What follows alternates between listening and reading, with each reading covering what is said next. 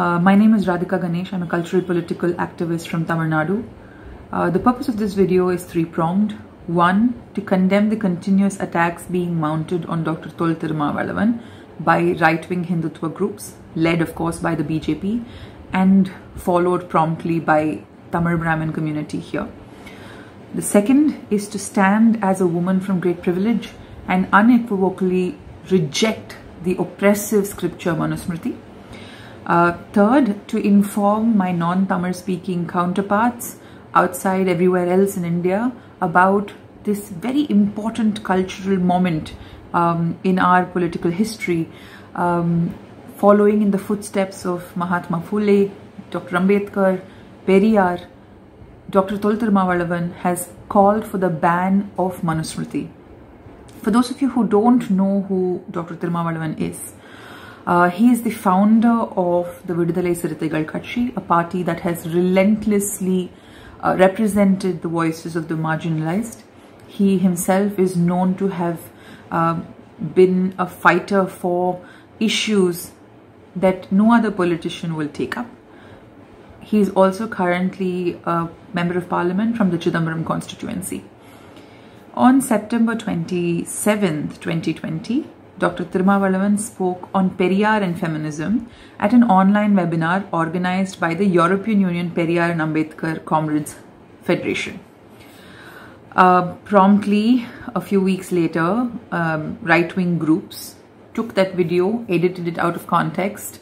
Out of an hour and a half, I think, they took out a 6-minute clip and made it viral online. And Dr. Thirumavalavan is quoted saying that the Manu Smriti deems all women to be prostitutes. I'm paraphrasing, of course, but he wasn't. Thirumavalavan was quoting directly from the Manu Smriti. So if at all the right-wing groups should be cyber attacking anybody, it should be Manu, because it was his words that were being repeated.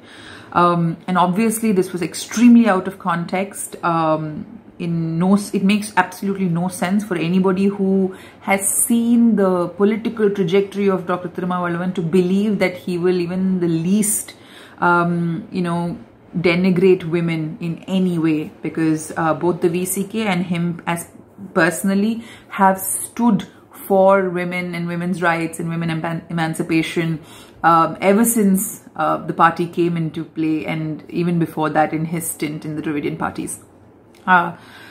The attack was promptly lifted and propped up by many local politicians, as well as the Tamil Brahmin community and the loud sort of elements within the Tamil Brahmin community online. First on the list is Ms. Khushbu Sundar. It is very unfortunate because Ms. Khushbu Sundar has gone through something like this herself before she joined the BJP, which by the way was just a couple of days before she came out and demanded an apology from Dr. Thirumavalavan.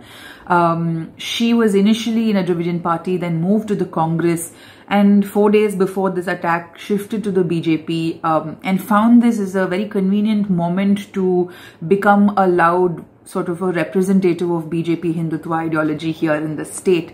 I would like to remind Ms. Khushbu Sundar that she herself was subjected to severely traumatizing sort of backlash by similar groups when she made comments on women and their right, sexual right, a few years ago, actually several years ago.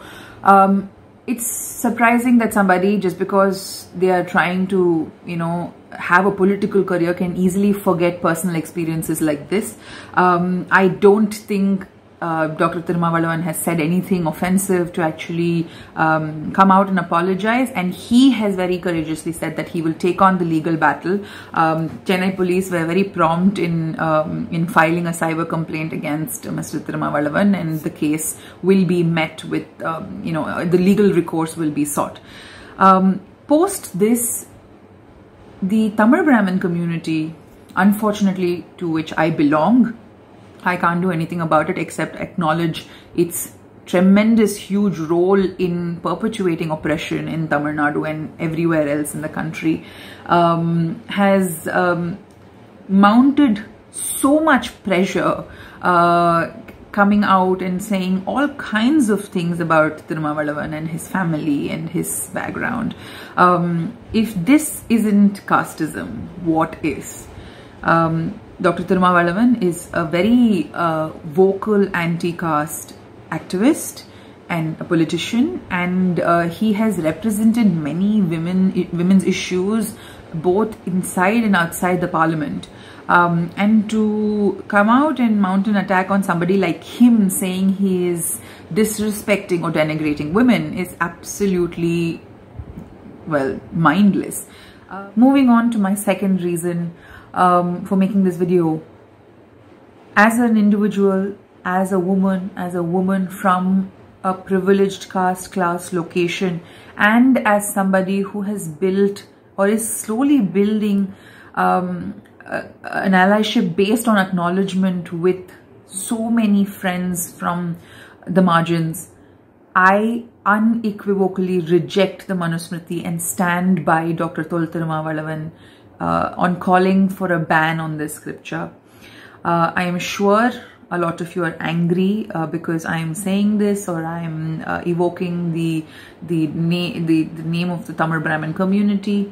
But I feel very strongly about this. There are many of you with whom I have had personal conversations and struggles and fights, trying to explain, or at least trying to put my opinion forward, and it has sometimes had results, most times not, because that is how Brahminical patriarchy works. Even in this situation, there are so many vocal, famous online crusaders of Tamil Brahmin heritage and Hindutva heritage who've come and opposed or attacked Dr. Thirumavalavan.